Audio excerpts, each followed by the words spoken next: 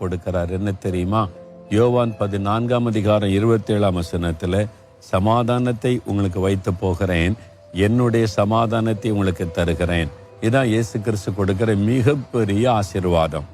இந்த உலகத்துல சுகம், விடுதலை, உலக நன்மைகள், வீடு வாசல், சொத்துக்கள் எல்லாவற்றையும் விட மிகப்பெரிய ஆசீர்வாதம், வேறு யாரும் கொடுக்க முடியாத ஆசீர்வாதம், இயேசு கிறிஸ்து மாத்திரம் கொடுக்கக்கூடிய ஆசீர்வாதம், தேவ சமாதானம், டிவைன் பீஸ்.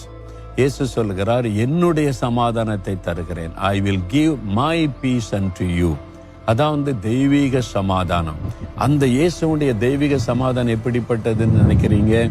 உங்களை சுற்றிலும் எவ்வளவு பெரிய பிரச்சனை, போராட்டம், நெருக்கம், உபத்திரம், பாடுகள், நிந்தைகள், அவமானங்கள் என்ன வந்தாலும் உங்களுடைய உள்ளத்துல அந்த சமாதானம் இருக்கும். அந்த ஆத்தும அமைதின்னு சொல்றாங்க தெரியுமா?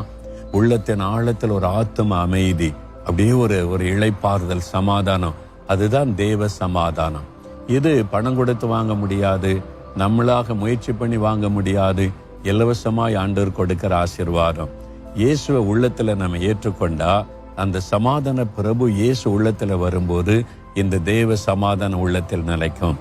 அதைத்தான் ஆண்டவர் சொல்றார், என் மகனே, என் மகளே, நீ கடந்து போகிற வாழ்க்கை பிரயாணத்துல பாடுகள் வரும், உபத்திரம் வரும், வியாதிகள் வரும், நெருக்கங்கள் வரும், போராட்டங்கள் வரும். என்ன வந்தாலும் உள்ளத்துல சமாதானம் பாதிக்கப்படாது. ஒரு ஆத்ம அமைதி, நிம்மதி, எப்பவும் உள்ளத்தின் ஆழத்தில் அப்படியே ஒரு அமைதி. அதான் தேவ சமாதானம். அதை நான் உனக்கு தரேன்னு சொல்றார்.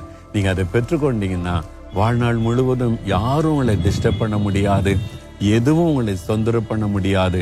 மன மகிழ்ச்சியோடு இருப்பீங்க. பெற்றுக்கொள்றீங்களா? இயேசுக்கு உள்ளத்துல இடம் கொடுத்திருக்கிறீங்களா? அவரை சந்தோஷமா வச்சிருக்கிறீங்களா? அப்படி இல்லாட்ட இன்றைக்கு இயேசுவே என் உள்ளத்துல வாங்க, இந்த சமாதானம் எனக்கு வேணும், இந்த டிவைன் பீஸ் எனக்கு வேணும்னு கேட்குறீங்களா? நாம் ஜெபிக்கலாம். அப்படி இயேசு உங்களுடைய உள்ளத்துல வரணும், இந்த தேவ சமாதானம் வேணும்னா இருதயத்துல கை வைத்து ஒரு நிமிடம் ஜெபிக்கிறீங்களா? அதை பெற்றுக்கொண்டு உங்க இருதயத்துல கை வைத்து ஆண்டவருக்கு நன்றி சொல்றீங்களா?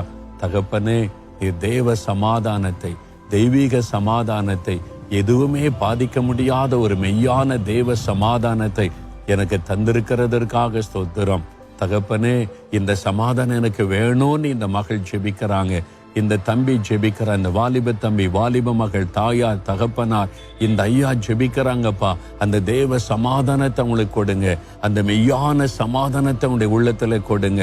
ஆண்டவரே, எதுவுமே பாதிக்க முடியாத அந்த ஆத்தும அமைதி அவங்களுக்கு கொடுத்து ஆசீர்வதிங்க. அவங்க உள்ளத்துல நீங்க வாங்க, ரட்சகராக, சமாதான பிரபுவாக உங்களுடைய உள்ளத்துல வீற்றிருந்த நடத்துங்க. நீங்க அப்படி ஆசீர்வதித்து விட்டதற்காக ஸ்தோத்திரம், ஸ்தோத்திரம்.